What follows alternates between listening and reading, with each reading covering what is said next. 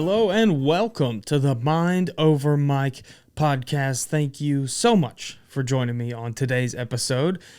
If you click this episode, I'm going to go ahead and give you a forewarning. This is not a traditional episode of the show. This week marks 1 year of episodes of the Mind Over Mike podcast.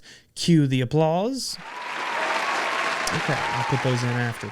1 year of episodes, and I'm very excited and honored to continue this show into our second year with very little support and very little people telling me not to go into the second year. So there's really no feedback at all, but here we go. We're rolling into our second year of shows. I am very excited to see where the show goes, what kind of guests I can land, and the fun conversations that I can have. Needless to say, today's episode is going to be a little bit different than normal. So if it's your first time joining me, please feel free to enjoy this episode. It's going to be a little on the shorter side as well, but it'll be a good one to kind of give you a taste of what to expect and the different guests. Essentially, I've got a couple things planned for today. So if you're joining me, please hang out. If you're driving, if you're cleaning, whatever you're doing, just kind of listen to me yap and talk about the show. If you followed me from day one, then this is going to be a great episode for you as well. I'm basically just going to go backwards and kind of look at all the things we've done in the first year and talk about some of my favorite moments from the show, talk about some of my favorite guests.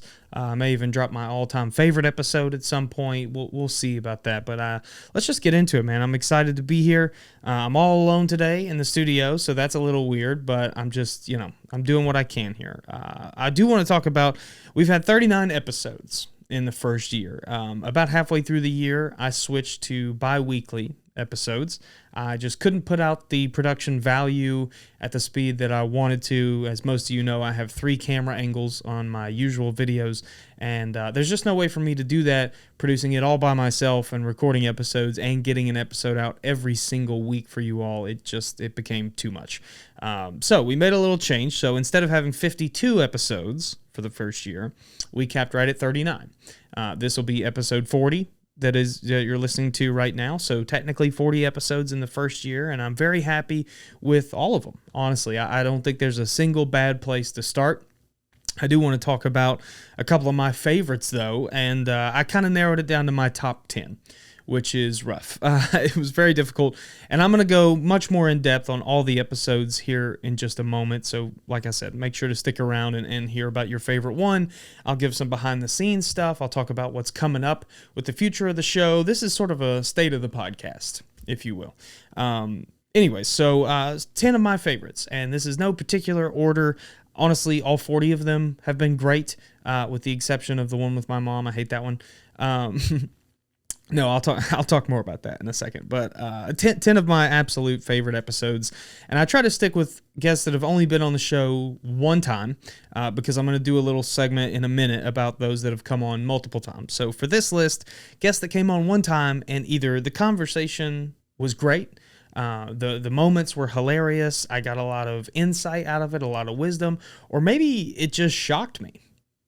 Honestly, that's a big part of it as well, is maybe I didn't know the guest super well coming in. We really connected on some things, and I'm giving this list of 10 sort of as a place for you as a listener to go back and revisit what I would consider 10 of my best podcast episodes. I was also very proud of how I handled the interview or the conversation during these, and again, if this is your first time listening, these 10 may be a great place for you to start. In no particular order, I'm actually kind of just going in reverse order of most recent, because that's how I wrote them down. Our most recent episode last week, number 39, is Hank Colley. In that episode, we talk about how he is the co-founder, and creator of Smokestack Records, and obviously a lot of you who know me personally know that I am a big record and music enthusiast, so this episode was just a damn treat for me. I'm going to be honest, I was like a kid in a candy store during this whole episode, and talking with Hank about what it's been like collecting from age 16, which is also right where I started. We decided that there's a pretty good chance we were in the same booth at our local flea market 10 years ago, bumping elbows as two 16-year-old newcomers to the world of records. We didn't even know each other. Excuse me. We didn't even connect. and then 10 years later to be sitting across from him and have these fun conversations about music and records and the kind of characters that he's encountered throughout his time collecting. That was a very fun one for me personally, and I hope that read through the screen or through the audio. If you're one of my Spotify people, thank you so much for just listening every week. Number 39 with Hank Colley. That one was a whole lot of fun. Going backwards from there, number 37, Amelia Carpenter. She was incredible. She was not only so fun and honest and open and kind of just loose in here, but she had a beautiful story. And I've come to know Amelia just through content, and we discussed it more in that episode if you're curious, but she runs a page called Behind the Bride Social, and she does wedding content creation. She also does some travel vlogs and different content for different businesses, but sitting with her one-on-one, I had never done.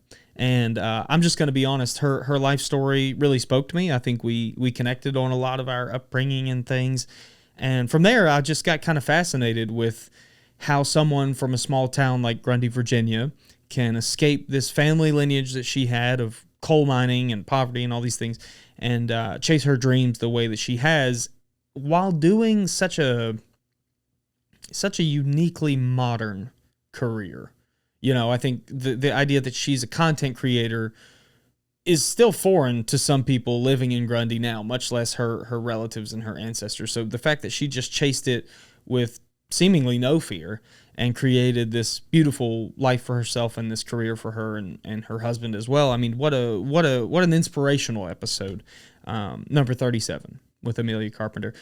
One before that, on number 36, is fellow comedian, incredible comic, and a real inspiration to me as well. A great man, Mr. Drew Morgan.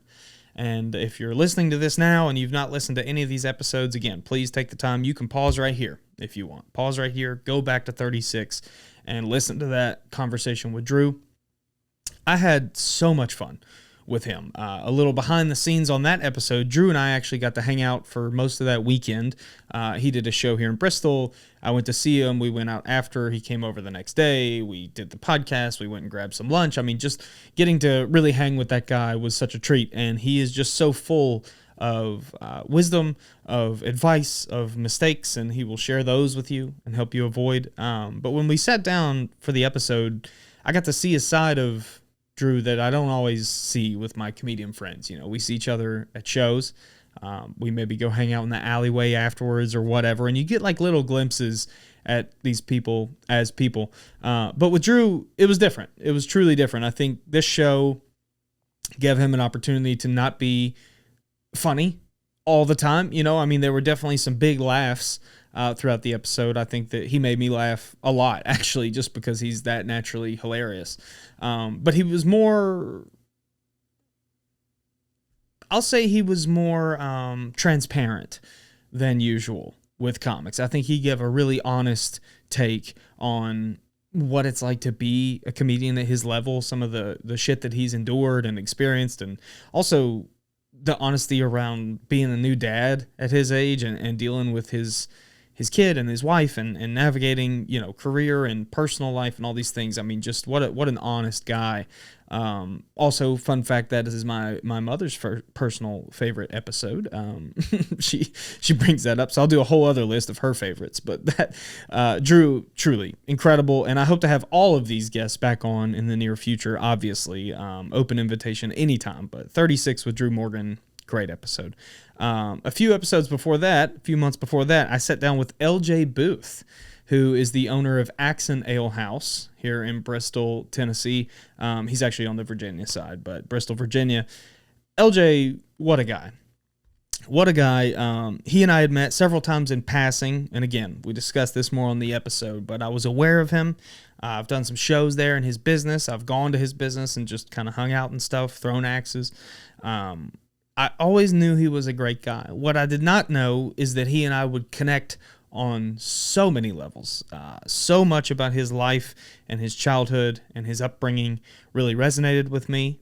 Right towards the end, we got into his brief time in the military and what that meant to him and how that informs him now as an entrepreneur and as a parent. And again, just a very honest, raw conversation with someone that I had sort of like a surface level relationship with before, but not now. I mean, I truly think that LJ and I connected a lot that day. We've talked a little here and there ever since, and I can't wait to get him back in here, honestly. If you're looking for a great listen, and better yet, a good glimpse at a true local entrepreneur and small business owner, and if you're one of those people who thinks, I'd love to shop local, I'd love to shop small, but you just never know the kind of guy you're going to get. You never know who you're supporting. I agree. I feel the same way.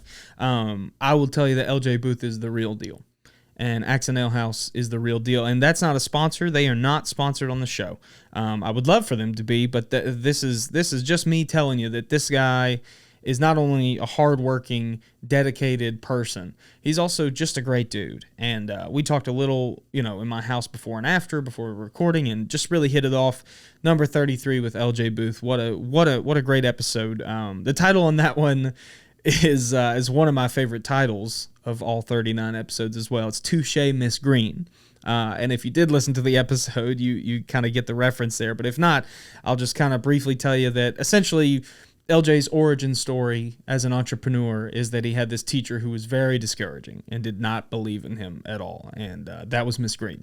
So he did exactly what she said he couldn't, and he created this awesome business and this great life for himself and his family, and so yeah, touche Miss Green on that one, episode 33. Hey, sorry for the interruption. Just want to tell you about a couple quick comedy shows I have in the near future. Tonight, on July the 7th, that's a Tuesday, I'm down in Knoxville, Tennessee at Central Cinema doing a show for Tiny Stage Comedy. Very excited to be closing that one out tonight, July the 7th. On the 11th, this Saturday, I'm going to be over in Manchester, Tennessee, right outside of Nashville for Encore Comedy. The following night, I'm in Cookeville, Tennessee for Encore Comedy as well. So very excited to be working with them once again in the month of July. Then on the 18th, I'm going to be having our next Don't Tell Tri-City show with a returning favorite headliner all the way from Nashville. It's been about a year since we've seen this fella, so I'm very excited to get him back in the Tri-Cities and bring a stacked lineup of some of my absolute favorite comedians and former guests of the show to that lineup on July the 18th. Then, on July the 24th and 25th, I'm going to be doing some shows up in Washington, D.C. and the surrounding area. On the 24th, I'm at Bro Vineyards for Encore Comedy as well. Rushing straight into the city after that show for Don't Tell Comedy, Washington, D.C. with the one and only Mr. Legendary, Owen Vacheron. The following night on the 25th, I'm going to be doing some shows for Capital Laughs around D.C. Very excited to be working with them once again this year. And on the 28th, I'm back in Abingdon, Virginia on a Tuesday for the Barter Theater. We are doing a showcase of local talent there on the 28th, and I'm very excited to be at that historic theater. Coming up after that, I've got several shows in August. On the 8th, we're going to be doing our next Don't Tell Tri-Cities comedy show. On the 22nd, we've got the next Don't Tell Tri-Cities comedy show. The headliner is a former guest of the show and easily my greatest buddy in the whole wide world. Very excited to give him that opportunity. He deserves it more than you could possibly know. So come out in August and support Don't Tell Tri-Cities. Now back to the episode. Episode 27.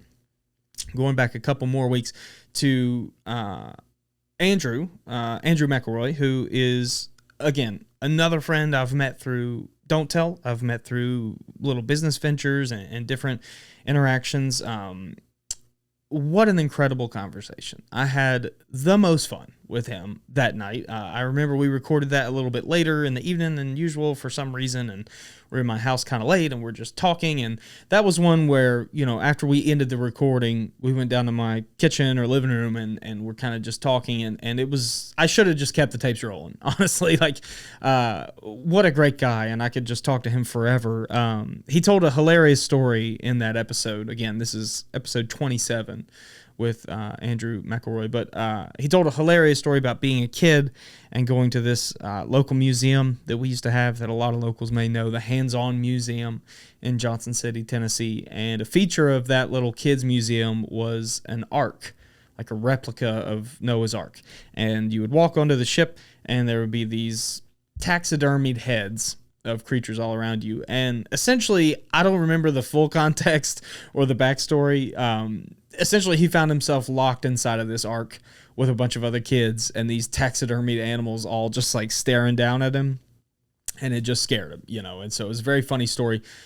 He is also an entrepreneur and business owner. He and his wife, Allie, who also was on the show and was incredible, they own Johnson's Literary Depot in Johnson City, Tennessee, and Saluna Sage Yoga Studio.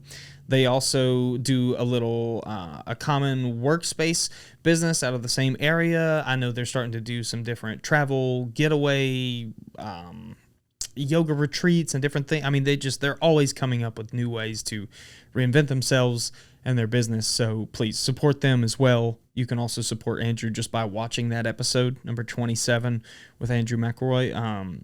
Very fun, very fun. Taking it back a few more weeks, episode 19 with the one and only Laura Eschbach.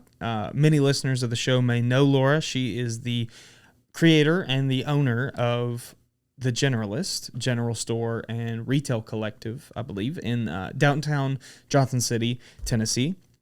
It's another person who I met through Don't Tell and comedy. I essentially just walked into her business one day and said, "Hey, here's this thing I think I want to do. Would you let me do it here?" This is before we ever even did a Don't Tell.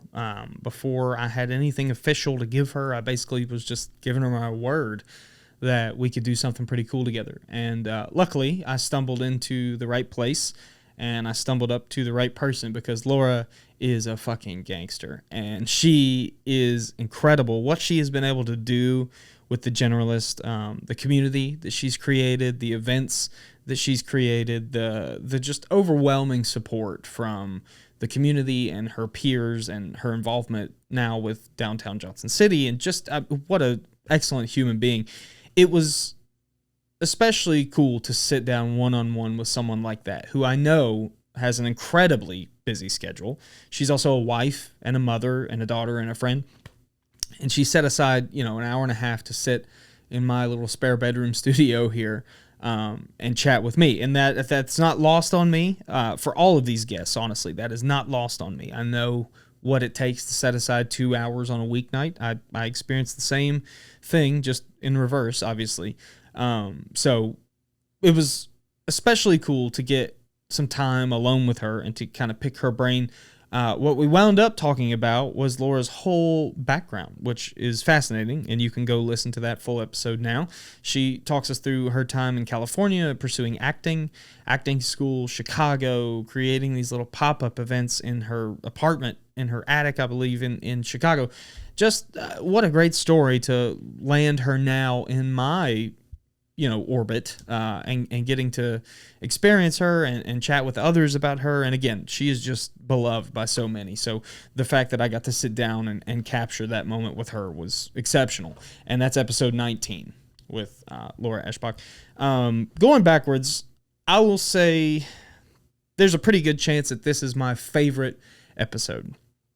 Of all 39 episodes of the first year, I think I'm pretty comfortable saying this is my favorite episode.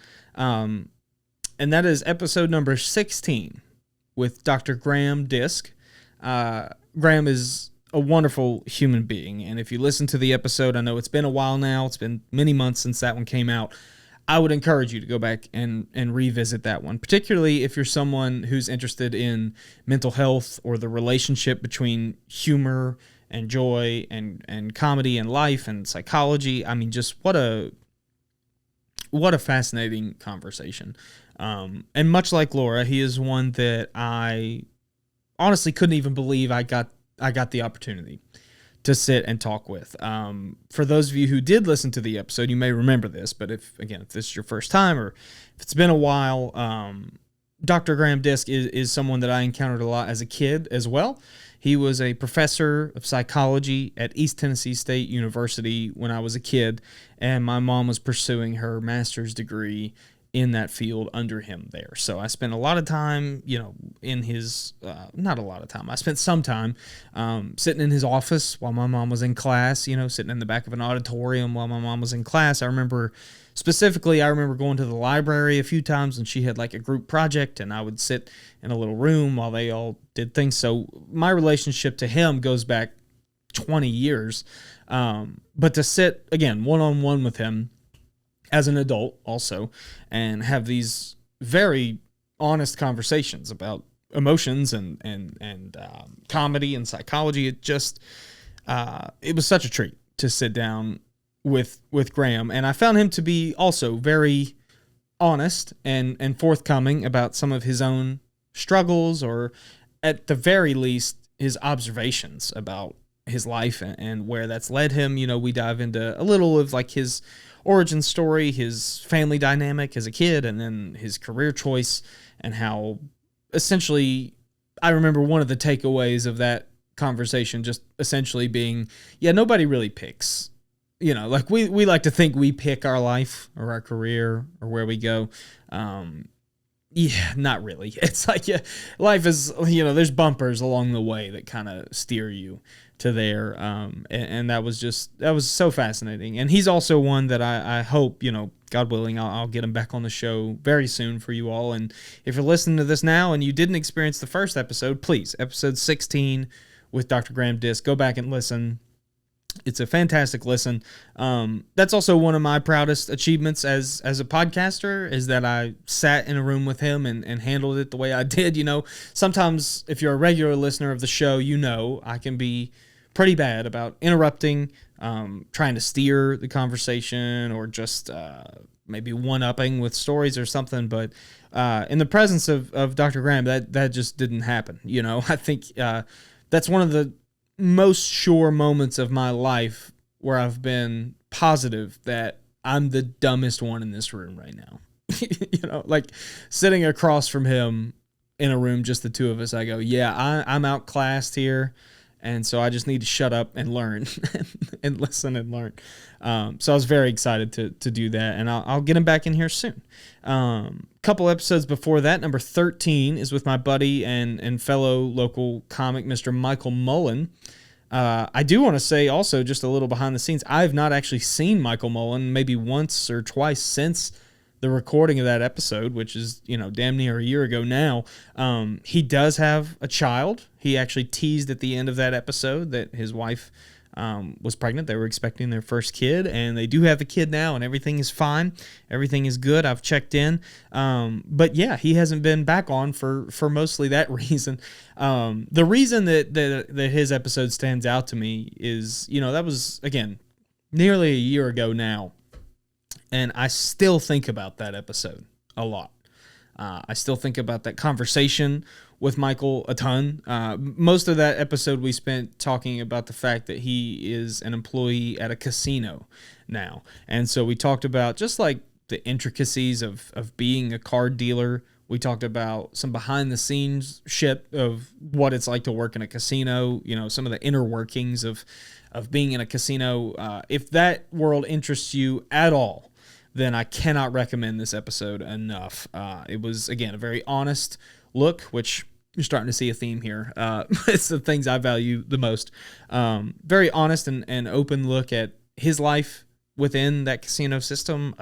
He talked a little about different types of regulars he might have, different types of dealers that he might work with, and again, just the system as a whole, which, to be fair, prior to that episode, I think I was pretty ignorant to the whole world of casino and or just the whole world in general, honestly, but to the whole world of casinos and gambling for sure. So to have someone who, again, I have this relationship with, and he's my buddy, and we've done shows together over the years, to sit down and kind of just set comedy aside. And don't get me wrong, we talked about that too. We talked a little about how that finds its way into his job and stuff, but for the most part, that episode was about casinos and gambling, and fascinating conversation. That's episode 13 with Michael Mullen. Going backwards another couple of weeks, episode 11. So again, almost a year ago now, with Sarah Delbin, who was a one-time friend of my girlfriend from way back when they were kids growing up over in North Carolina. Just so happens that they both found themselves living here years later. I connected with Sarah through Haley, my girlfriend, and Sarah is involved with Downtown JC, Downtown Johnson City. She runs their social media, she does a lot with their events, and she really just kind of helps that system run and operate and keep all the local businesses happy and keep the spotlight where it needs to be. She's a special person. And the reason that I chose that episode on this little review is, again, it was almost a year ago, and I still think about that conversation all the time. Full transparency, I had Sarah lined up to come back on, and she couldn't make it, so we had to reschedule and push it out. But she will for sure come back. So if you're listening, and again, if you listened to that a year ago and you're like, I wish I could hear it again, well, good news. It lives out in the world. So go play it again, revisit. But even better news, she will for sure come back on, hopefully, God willing, in the next year. And we'll get to do it again. And she was so fun. She's one of those people that, honestly, since I met her, I'm just like, I remember wrapping that episode and just being like, do you want to come every week? Like, I could just talk to that girl forever. She was funny and honest and very, very smart as well. Much like Andrew McElroy, who I mentioned earlier, they both have a real working knowledge of marketing and content and just little tips and tricks for the modern age as far as marketing and content. Sarah's actual knowledge of algorithms and social media and all this different shit that I struggle with on my own, she's just brilliant. And she was also very funny and very open about her childhood and her time here in Johnson City. And we're just lucky to have her, honestly. The region is lucky to have a person like that who gives her all and brings her expertise to the table. That was a very fun one. That's episode 11 with Sarah. Going backwards for our last one, number 10 on my top 10 episodes, is episode number 7 with Michael Baer. That's the guest. And that's another one that I've been trying to get back in here ever since, and I'm sure we'll do it at some point. He's a hard man to nail down.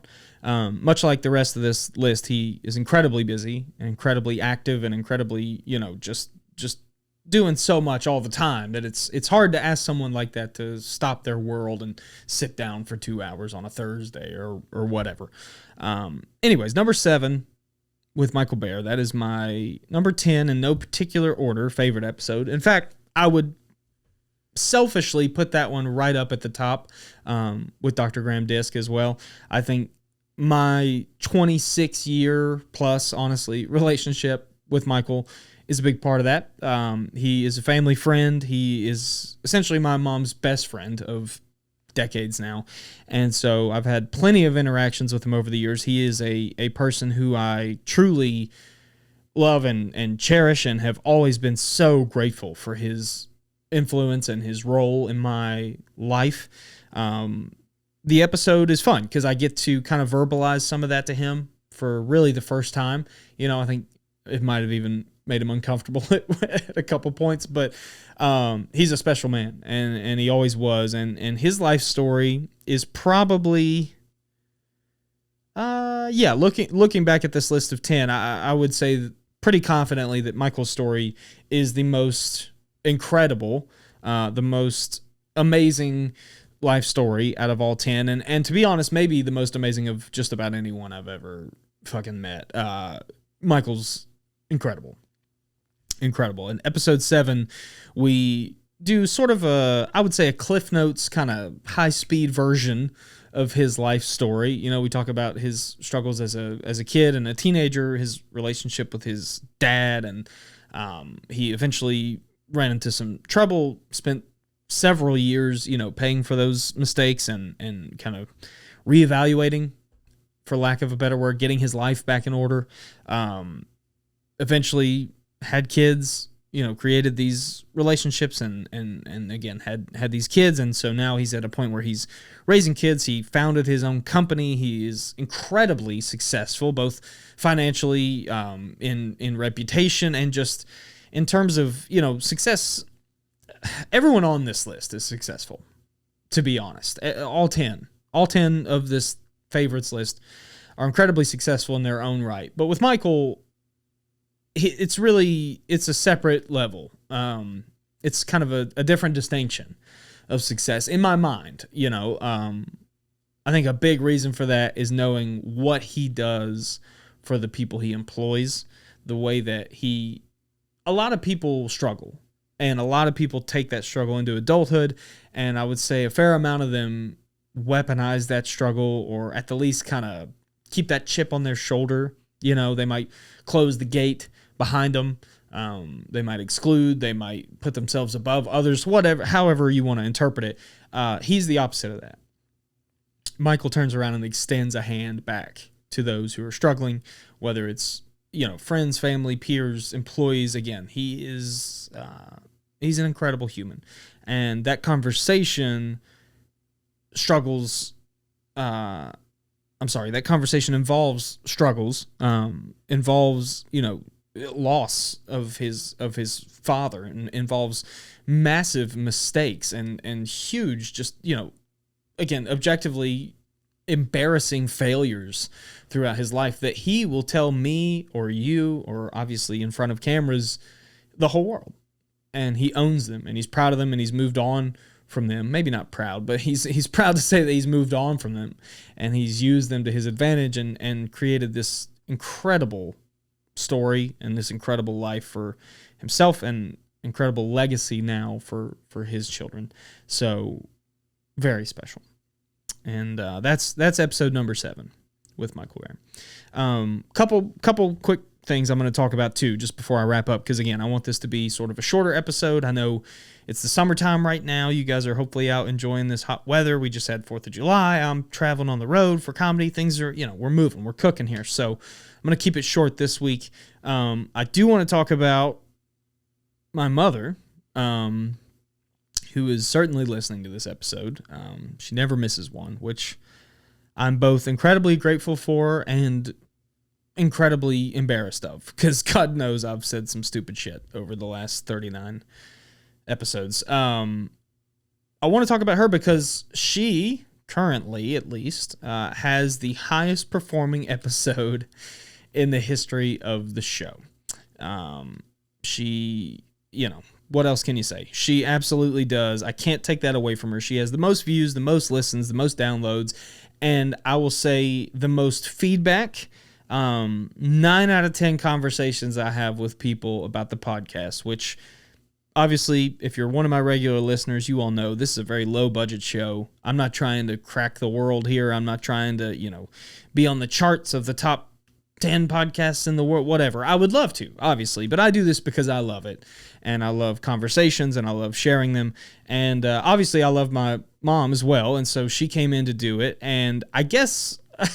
Honestly, I don't know. I know a lot of it is creepy comics who have always been weird about my mom, because she is younger and she is, you know, attractive, especially compared to their moms. Let me tell you that. So I know a lot of it is just curious, creepy, weird dudes that I've done shows with clicking the thumbnail because she's on it or whatever. What we didn't expect, and she and I have talked about this a lot. She'll also be coming in soon again, I hope, but we've talked about a lot is I think a lot of our family actually saw the thumbnail through social media, wherever it was shared, and watched it. And one thing I've been told a couple times is that gave a lot of our own family some new insight or some weird perspective on our relationship, or some of the issues with our family that we discussed in the episode, which was not really the intention, but that's just kind of where it went. So that I want to talk about that just because, again, it's highest performing. And let me just tell you, folks, she fucking loves that. She loves that to this day, you know, whatever, 20 something episodes later, she is still my highest viewed, highest downloaded, highest streamed episode. That does a lot for her. And I hate it. I hate it. So, I mean, I'm grateful for it. I'm glad. And, you know, but it's to the point where she'll be like, you want views? You better have me back in there. You want views or what? So I do. Honestly, she's going to come back. No, that was special too, because I have conversations with her all the time. You know, she's my mom. I mean, shit, I can't honestly call her without us being on the phone for 4 hours these days, which is fine. It's just kind of foreign to me. But that's where we're at. I'm an adult now. She's an adult, clearly. So that's where we're at. But to sit down on camera and have a conversation, you know, it's a little different. It's a little weird, but it is my mom. And apparently people really responded to it, really resonated with it. So if you are listening to this recap episode and you did not watch that one, go back and watch it. Candace Hutchins, great episode. Yeah, that was fun. Moving on. Next topic is a very special topic to me, because these are not only people who took the time to come and sit with me and have a conversation. These are people who have done that twice. Our two-timers club, if you will. So there's 4 guests that have been on this show twice in the last year. Up first is my very first guest of the show, Mr. Dustin Aaron. Love that guy. I feel like every time I talk with Dustin, I learn something new about him or his life. Like, I knew this guy for years, and it wasn't until we were, I think, on this show, I learned that he ran for House of Representatives at one point for the state of Virginia. Just crazy, crazy. He hiked the whole Appalachian Trail. He does comedy. He does music. He's in IT. He's my kind of guy, honestly, because he's all over the place. And so am I. And so we can connect on 1,000 different levels because neither of us know what the hell's going on ever. We're kind of just flying by the seat of our pants, doing the best we can. And he's also a very talented comic and a very funny person. To be honest with you, I don't know how else to say it. Dustin just kind of has my number, like in life. He just knows how to make me laugh. And I know he's been on twice now. And again, I have kind of a circle of confidants and family and friends and stuff that I'll chat with about the show and just be like, what'd you think of this week's episode and stuff? And I know that Dustin is always a favorite. He's always a favorite, and he's especially a personal favorite of mine. It's just so natural when he comes here. I don't even have to try. Kind of like today, I don't even have to try. Dustin Aaron, he's been on twice. He'll be coming on very, very soon, I hope. So that'll make him the first in the 3-timers club. But he's been on twice. Go check out his episodes. Next up, Travis Stevenson, who I also love and is probably my closest friend in comedy. He and I see each other usually once or twice a week at Mike's. We've been driving to Asheville and Knoxville a little bit together. And honestly, the best part of those open mics is that I get 4 hours in the car with Travis. I'm just going to be real with you. I learned so much talking with him. I feel so much better about myself and my place in comedy and my work ethic and my trajectory and all the things just by observing and watching him and learning and realizing that, yeah, that's my friend. Like, it's incredible. He's an incredible guy. He's been on twice, Travis Stevenson. One of those was back in November of last year. It was called Trash Giving. Him and his wonderful wife, Kayla, who's also in the studio but not on camera. We did like a Thanksgiving episode. We did a little Thanksgiving food draft. So much fun. It's always fun when I hang out with Trav.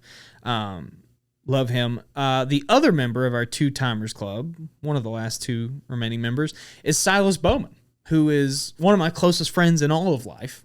He's not a comic, although he might be the funniest fucking guy I've ever met in my life. I mean, you want to talk about like having my number? Silas can make me laugh. I mean, God, he and I have hung out many, many times off camera outside of the podcast, and he makes me laugh there too.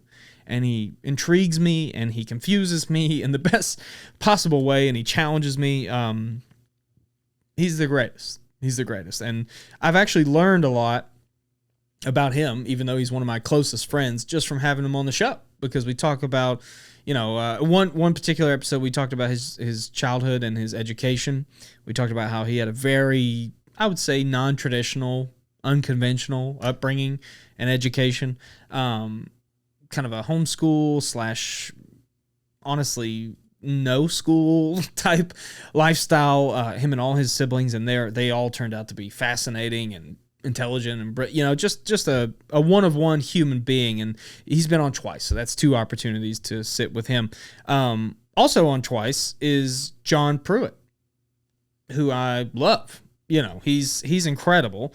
Everybody loves Pruitt. A lot of people know John Pruitt. To be honest, he's another one that people will come up to me a lot and say, hey, what about that episode with Pruitt? Or we love Pruitt. He, since our last recording, has stepped away from stand-up comedy. He's entered sort of a little retirement. I don't know, honestly, if that's indefinite. I think maybe this time for sure. And to be honest, I wish him well. I hope that might be what's best for him, to be perfectly clear. In fact, he's coming in real soon to chat about that decision. And I'm sure I'm not speaking out of line here when I say that might truly be just what's best for him and his family, is to love comedy and always love comedy, clearly, but to not pursue it as a career or a moonlight. I get it. I fucking get it, man. It's so hard. It really is. And being on stage is like the least hard thing about it, and he does not struggle with that at all. But I can see, well, again, we'll talk more. In fact, we've talked before on this show, on previous podcasts and stuff. I mean, if you really want an honest take on someone who is very talented, just naturally gifted at storytelling and engaging and making people laugh, but maybe struggles in other areas of the business or the content or whatever it is. Again, I'm not speaking out of turn. You can go listen to these honest conversations with John Pruitt. He's been on twice. He's coming on again very soon. So go support those episodes. And then lastly, in the Two Timers Club, one that I actually forgot but realized halfway through, has been on twice already. Hard to believe. My good friend Knox Blevins, who I love. And Knox is incredible. If you like movies, if you like conversations around movies or music or culture, Knox is another close, long-time, 10-year friend of mine now, for a decade, which is crazy to say, but I've known him a long time. We worked together when I was a kid at the movie theater. He is a director, a writer, and just an all-around great dude. His second appearance on the show was actually our Christmas episode, our first ever Christmas episode this year, so that's called Christmas in Miami. That was his return to the show, and we talked about his childhood Christmases. He's a very sentimental and traditional guy, so I knew that having him in here for Christmas would be the perfect fit, and I was right. That was a lot of fun. Other than that, I'll kind of just run through basically every episode that I've done up until the end and give you some little insight or BTS on those. We had a little camera upgrade about halfway through the first year. I made the investment, decided it's time. We switched up to the 3 angles, which we have now. 4K video. I know it doesn't always look great on YouTube. That's more an upload problem than anything, but audio's great. We've got that all settled in, and the studio's had a couple upgrades. I mean, it's been a great year. It's been a really fun 39 episodes. I'm thrilled to keep going and share these with you all, and I'm thrilled that you'd even listen to this recap. Hopefully some of you are still listening to that. I mentioned up top as well, but we switched to bi-weekly episodes about halfway through, and basically what that did is keep me engaged.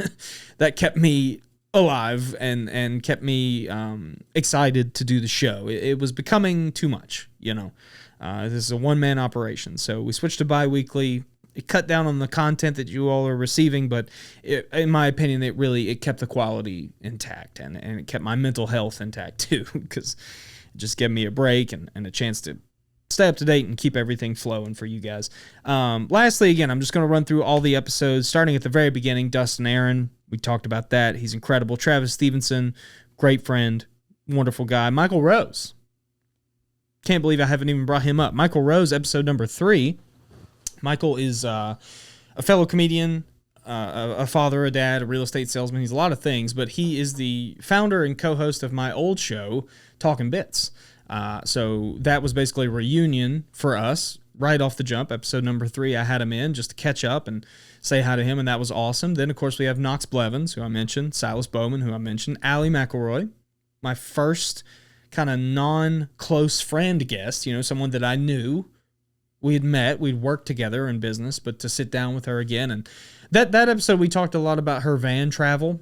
Her and Andrew traveled the country in a whole van. So if that interests you, a whole van, whatever that means, if that interests you at all, that's an awesome episode to go check out. And she talks about some of her favorite places in the country. She, again, very honestly talks about balancing life and career and all these things while living in a van with your dog and your husband at the time. Just crazy story. Wonderful episode. Then Michael Bear, which we touched on. John Pruitt, first appearance. Mom's episode comes right after that. Sarah Delbin, I talked about. Casey Shearer. What can I say about that little rascal? What a sweetheart. What a wild animal of a human being. Casey is one of my favorite humans on planet Earth, and he's a fellow comic. He came to town kind of hot and heavy that night, ready for a show that got canceled, got upset, called me, and we sat down and just kind of spewed real late at night. So that's a fun one, Casey Shearer. We talked a lot about music in that one too. He's a big music guy, so music and comedy are a lot of these conversations too. After him, Michael Mullen, the casino episode we talked about.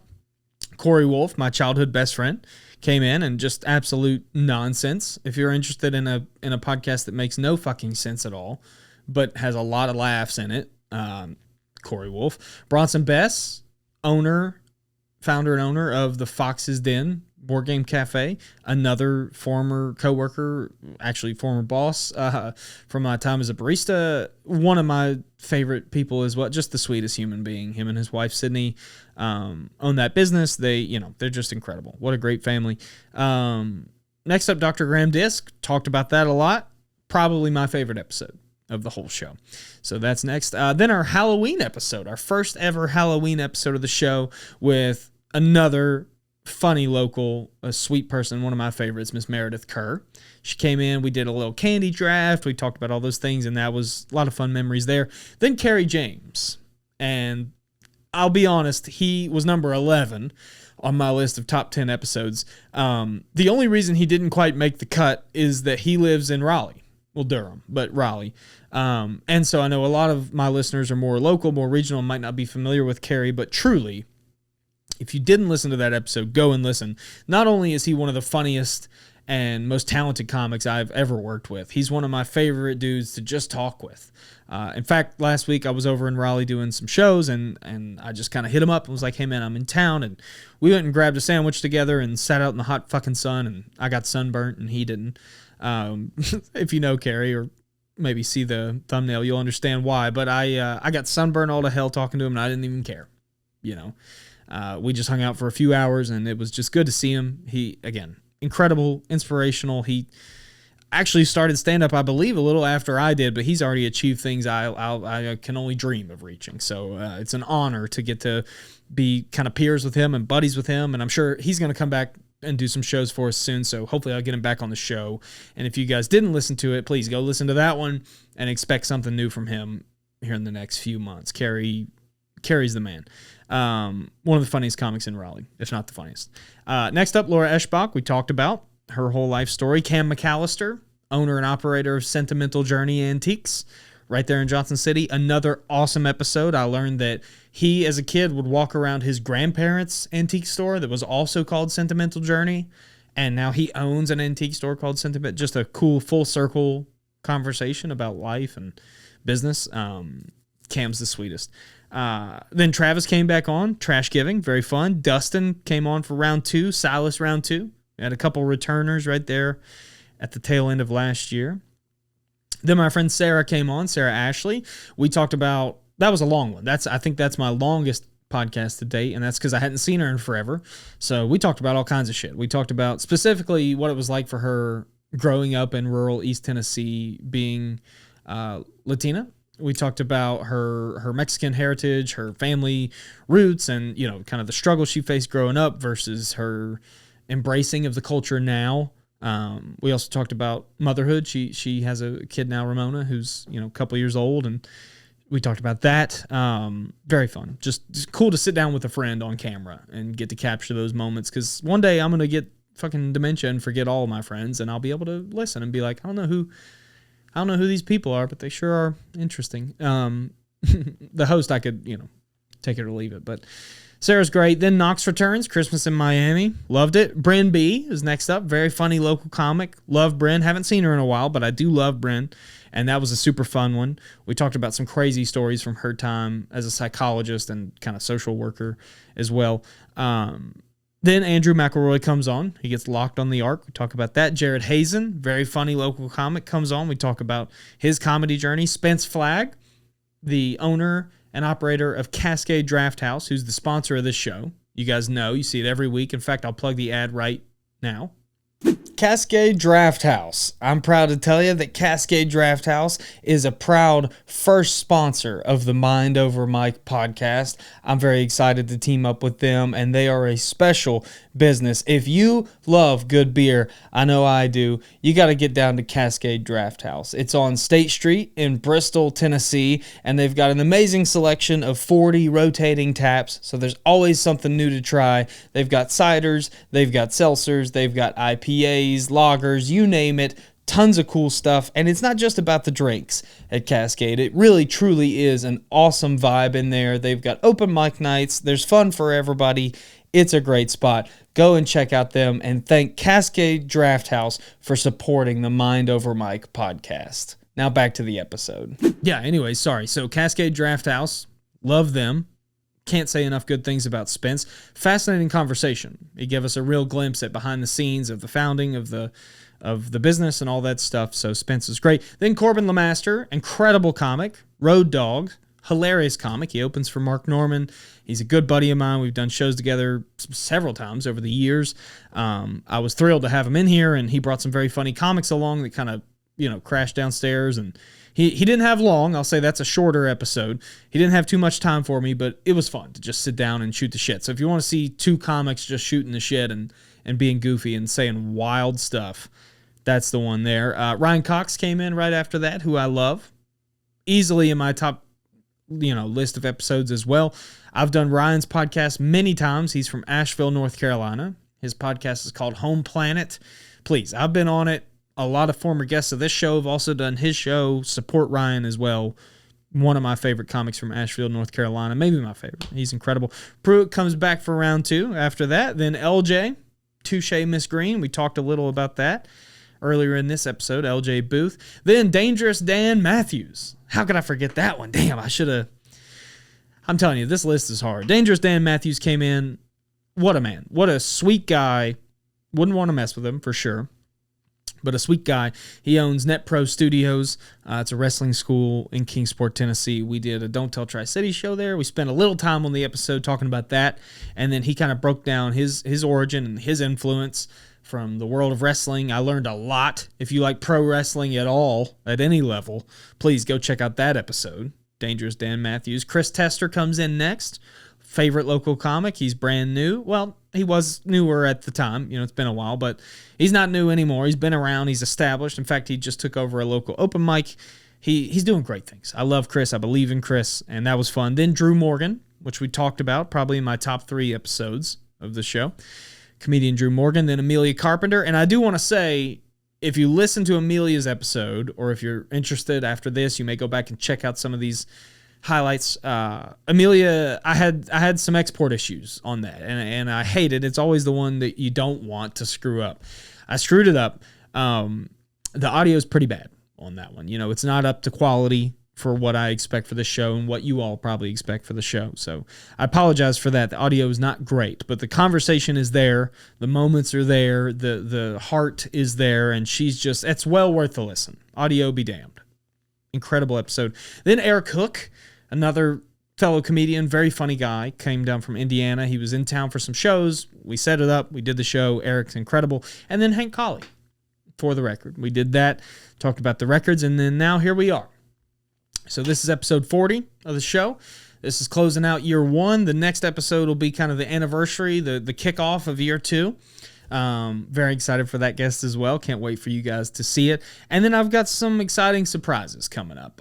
In 2 weeks, I've got somebody coming to record who's never been on the show, and it's going to be a conversation unlike anything I've got to have. So that's a little spoiler, a little teaser maybe.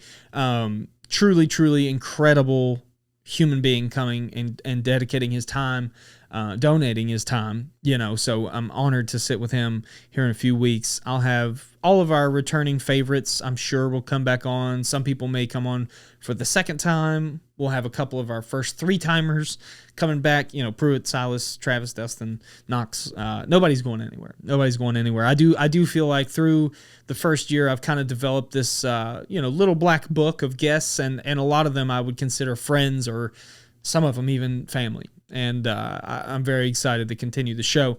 I hope that you all enjoy the show. Please, if you have any recommendations for guests that you'd like to see, whether it's specific people or if you just think, hey, I'd love to see whatever, a veterinarian.